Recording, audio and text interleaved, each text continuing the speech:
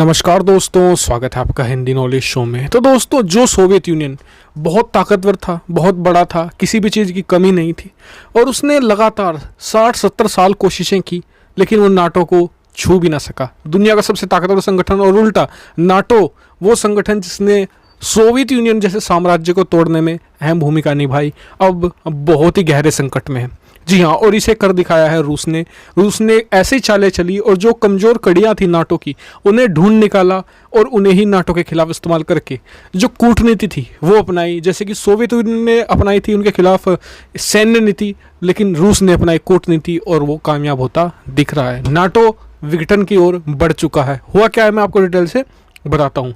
तो दोस्तों, 3-4 ऐसे इवेंट हुए हैं, एक नहीं, अभी अभी हाल ही में ही, जिनसे लगता है कि नाटो हद से ज़्यादा कमज़ोर पड़ चुका है। पहला जो इवेंट हुआ है वो है तुर्की के साथ, दूसरा जर्मनी में और तीसरा पूरे यूरोप में हुआ है।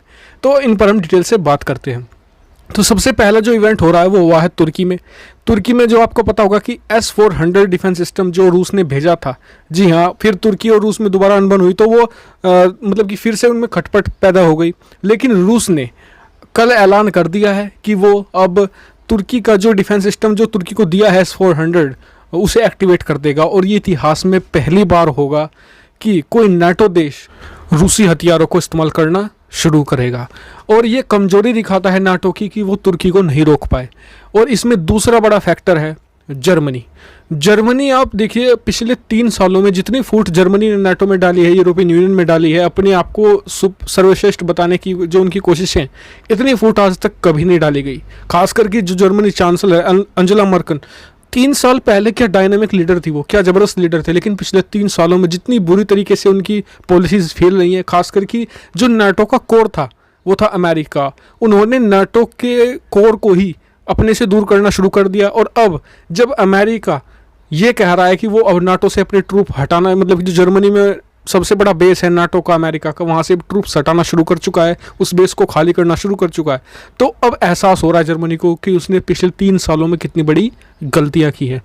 जी हाँ, ये दूसरा बड़ा फैक्टर है जो काम कर रहा है नाटो के खिलाफ। और तीसरा है पूरा यूरोपियन लीडर्स में आपस में ही इतनी ज़्यादा खटपट हो रही है कि वो एकजुट रह ही नहीं पा रहे। जैसे कि इटली जर्मनी में, वहीं दूसरी तरफ कनाडा अमेरिका में आपस में खटपट चल रही है।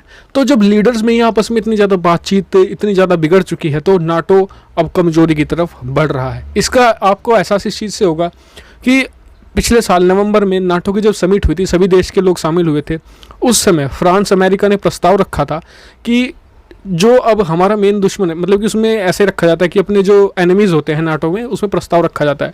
तो उसमें कहा गया था कि इसमें हम चीन को शामिल करना चाहते हैं। लेकिन आपस में इतना ज़्यादा डिवीज़न था कि जो जर्मनी और इटली ने ऐसा नहीं होने दिया और उसकी करामात आज भुगत रहे हैं पूरा यूरोप और पूरी दुनिया। क्योंकि अगर नाटो उस समय अपने दुश्मनों की लिस्ट में चीन को डाल लेता तो नाटो अपनी निगरानी तंत्र के द्वारा, जो उसका दुनिया का सबसे एडवांस जो निगरानी तंत्र है इस समय नाटो के पास है, उससे वो चीन की बहुत ही ज़्यादा बारीकी से निगरानी कर सकता था। और क्या पता, कोरोना वायरस का पता भी नाटो पहले ही लगा लेता। लेकिन जर्मनी और इटली जैसे देशों ने ऐसा नहीं होने दिया और अभी यही देश बहुत ज़्यादा भुगत रहे हैं। क्योंकि अमेरिका को तो कोई इशू नहीं है, अमेरिका के पास बहुत बड़ी मिलिट्री माइट है, वो तो आसानी से झेल लेगा। और ब्रिटेन और फ्रांस भी कोई दिक्कत नहीं है। सबसे ज़्यादा जो पिसेंगे जर्मनी और इटली जैसे देश, क्योंकि इनके पास कोई खास सेना नहीं है और रूस इन्हें बहुत ही हार्ड हिट करने वाला है।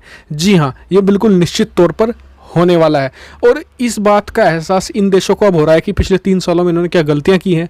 खास करके जर्मनी ने कहा कि जो अमेरिका उसके देश से अपने सैनिक ले जा रहा है ये अनएक्सेप्टेबल है, इससे तो हम खतरे में पड़ जाएंगे। इन्हें अब ये एहसास हो रहा है। लेकिन मुझे लगता है कि अब रूस अपना काम कर चुका है। उसने जो कमज़ोर कड़ियाँ थी वो ढूंढ निकाली थी।